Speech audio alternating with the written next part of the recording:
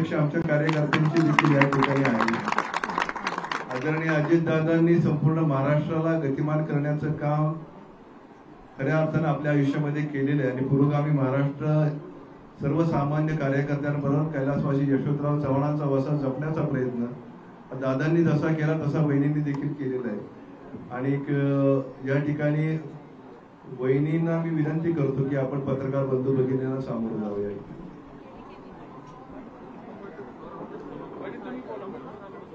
नाही ना तुम्ही विचारा ना काय बाबा आमच्याकडे ऍक्शन असते।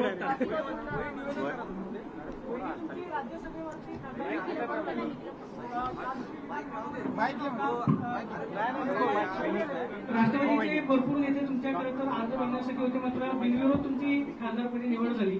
आज पुणे शहर राष्ट्रवादीच्या वतीनं तुमचा सत्कार करण्यात आपली पहिली प्रतिक्रिया काय?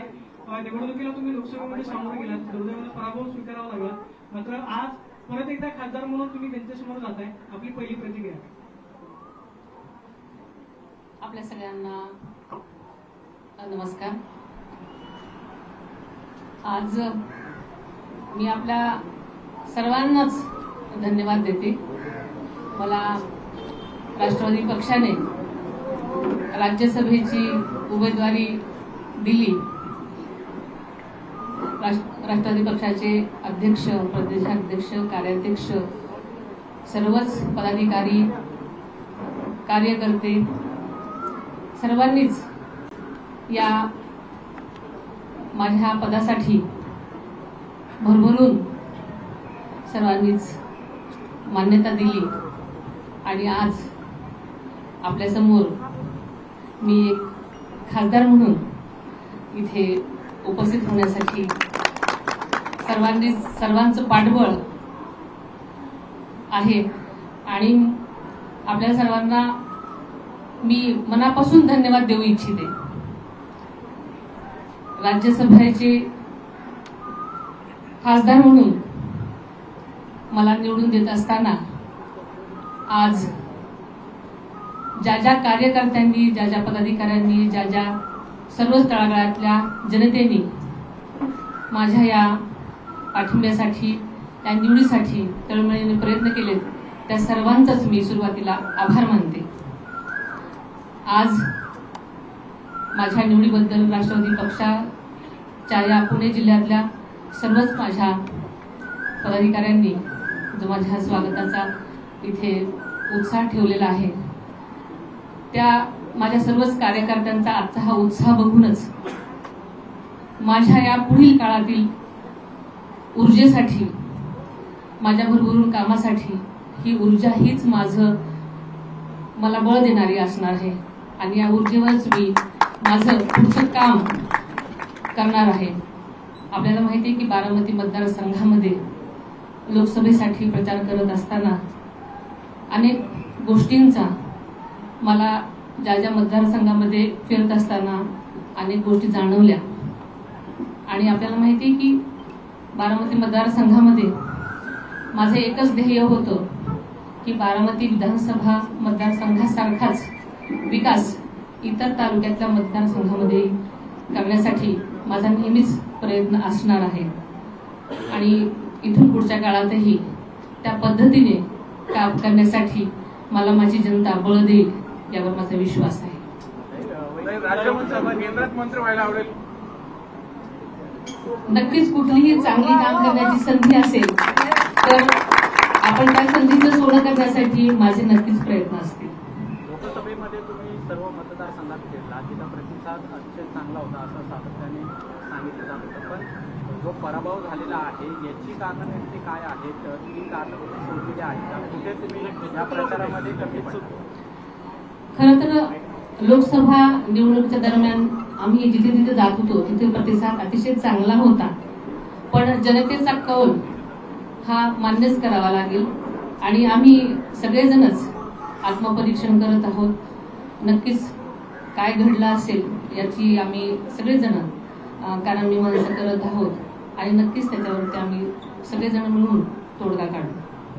पक्षाने पुणे शहर पक्षाने ठराव देखील मांडला की तुम्हाला राज्यमंत्री देण्यात यावं, ज्या पद्धतीने राज्यसभेचा ठराव केला होता त्या पद्धतीने मंत्री पदाचा देखील ठराव केलेला आहे, या संदर्भात काय वाटतं? माझ्या पक्षातील लोकांचा हा मोठेपणा आहे की त्यांना माझ्याकडून भरपूर अपेक्षा आहेत आणि मला असं वाटतं की जर संधी मिळाली तर नक्कीच त्यासाठी प्रयत्न करणं आणि त्या संधीचं सोनं करणं माझं काम आहे आणि त्यासाठी मी जरूर प्रयत्न करेन. आता आपण म्हटलं की बारामतीचा विकास जसं मला सगळीकडे करायचा आहे, त्याच बारामतीकरांनी तुमच्या पाड्यात वजन टाकले. काँग्रेसच्या भरात मतदान झालं की इलेक्शन भावनेवर फिरले. आपल्याला माहिती आहे की आताच मी सांगितल्याप्रमाणे आम्ही याच्यावरती सगळेजण विचारमंथन करत आहोत, आत्मपरीक्षण करत आहोत आणि नक्कीच काय घडलंय याचा विचार करून येणाऱ्या निवडणुकीमध्ये आम्ही याच्यावर नक्कीच विचार करून पुढची वाटचाल करू आणि मला वाटतं की येणाऱ्या निवडणुकीमध्ये असं काही दिसणार नाही. विधानसभेच्या निवडणुकीमध्ये काय तुमचे प्रयत्न असणार आहेत का? काय तुमच्याकडनं फेरबदल केले जाणार का? आढावा घेतला जाणार? नक्कीच सगळेजण मिळून आता पक्ष, राष्ट्रवादी पक्ष, त्यांचे सर्वच वरिष्ठ नेते सगळेजणच हे सगळे ठरवतील आणि याच्यावरती पुढची वाटचाल करेल. खरं तर असं बोललं जातो बारामतीत की लोकसभेला सुप्रियाताई आणि विधानसभेला दादा असं चित्र आहे, तरी पण आता काही जण नवीन दादा म्हणून इच्छुक राहिलेत, उमेदवारी लढायची म्हणतायत, तुमच्याच घरातले आहेत. मला असं वाटतं की प्रत्येकाला इच्छा असायला पाहिजे, इच्छा असाव्यात. शेवटी जनता ठरवेल काय करायचं ते.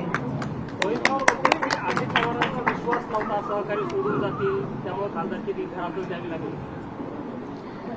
ते त्यांना वाटलेला प्रश्न आहे, त्याच्यामुळे आपण त्यांनाच विचारलेलं बरोबर. निलेश लंके जे खासदार आहेत, आता खासदार म्हणून आलेले आहेत, आज ते काल एका दुसऱ्याला जाऊन भेटलेले आहेत, त्याच्यावरून आता बराच वाद निर्माण झालेला आहे. ज्यावेळेस पार्थ पवार त्या भेटीला गेले होते तेव्हा याच गटाकडून मोठ्या प्रमाणात टीका करण्यात येत होती, मात्र आता ते खासदार आहेत ते सुद्धा तिथं भेटून आले. आता आपल्याच माध्यमातून हे रान उठवलं गेलं होतं, पण मला असं वाटतं की एवढं पार्थ पवारांवरती रान उठवलं गेल्यानंतर हा व्यक्ती कोण आहे हे नक्कीच सगळ्यांनाच माहिती होतं. त्याच्यामुळे परत ही घटना घडली याची कारण मी मनसा मला वाटतं की त्याचं विचार मंथन झालं पाहिजे. एक शेवटचा कुठला एक प्रश्न घेऊया आपण आणि त्यानंतर आपण पक्षाचा कार्यक्रम आहे, कार्यक्रम लक्षात घ्या बाईंचा आता शेतकऱ्याचा कार्यक्रम मंत्रिपद मिळणार की नाही, अपेक्षा की नाही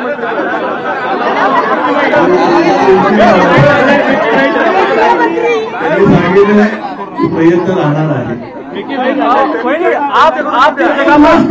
आप जिस जगह पे बैठे हो यहीं से पहला रेजोल्यूशन पास हुआ था कि आपको राज्यसभा दिया जाए. पुणे का विशेष प्रेम है आपको लगता है बारामती के मुकाबले? जी, पुणे का प्रेम है, विशेष प्रेम है. आपण थांबूयात या ठिकाणी. आपण हा कार्यक्रम पुढे कार्यक्रम हा कार्यकर्ते 5 वर्षापासून माझी सगळ्यांना